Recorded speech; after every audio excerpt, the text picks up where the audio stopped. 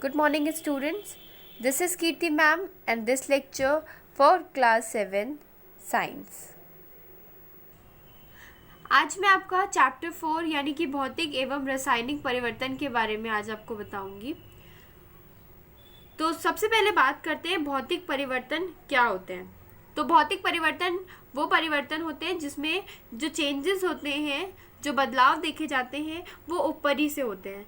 यानी कि जैसे कि मोम का पिघलना, तो मोम ठोस से द्रव में परिवर्तित हुई तो ये एक भौतिक परिवर्तन है। इसी प्रकार पानी का जल से वो द्रव से वो ठोस में परिवर्तित होना, यानी कि पानी जब जमाया जाता है तो वो द्रव अवस्था से ठोस अवस्था में परिवर्तित हो जाता है। तो ये भी एक भौतिक परिवर्तन के अंतर्गत आता है। इसी प्रकार ओस की बूंदों का बनना, सूर्य के प्रकाश के कारण ओस की जो बूंदें होती हैं वो द्रव्य अवस्था से वाष्प अवस्था में परिवर्तित हो जाती है, यानी कि वो गैस में चेंज हो जाती है। तो ये सारी चीज़ें भौतिक परिवर्तन के अंतर्गत आती हैं। बच्चों, भौतिक परिवर्तन में जब परिवर्तन यानी कि बदलाव किए जाते हैं तो उसमें कोई नया पदार्थ नहीं बनता, केवल अवस्था परिवर्तन होती है। उसका आकार चेंज हो जाता है, उसका शेप चेंज हो जाता है, उसकी आकृति बदल जाती है, लेकिन कोई नया पदार्थ नहीं बनता। तो भौतिक परिवर्तन की जो डेफिनेशन होगी वो होगी, भौतिक परिवर्तन में पदार्थ का रूप बदल जाता है परंतु कोई नया पदार्थ नहीं बनता। भौतिक परिवर्तन के पश्चात सामान्यतः पदार्थ की पूर्व स्थिति पुनः प्राप्त की जा सकती है।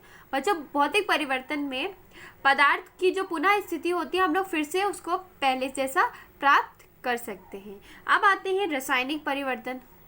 रासायनिक परिवर्तन वो परिवर्तन होते हैं जिसमें कि कोई भी बदलाव यानी कि परिवर्तन किए जाते हैं तो उसमें एक नया पदार्थ यानी कि एक नया प्रोडक्ट बनता है। जैसे कि कागज को गर्म करने पर आखिर लास्ट में एक काला पदार्थ यानी कि उसके एशेस बचते हैं, उसके अवशेष बचते हैं, तो वो अवशेष एक नया प्रोडक्ट बनाते हैं।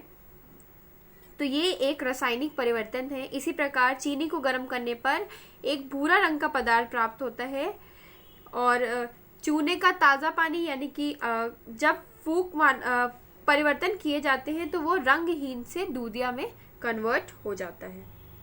तो इस प्रकार, या फिर हल्दी को साबुन के संपर्क में लाने पर हल्दी का पीलापन लाल कलर में कन्वर्ट हो जाता है। तो ये सारे एग्जाम्पल्स हैं जो कि रासायनिक परिवर्तन को दर्शाते हैं। बच्चों, यहाँ पर एक रासायनिक परिवर्तन को एक क्रियाकलाप के द्वारा दर्शाया गया है।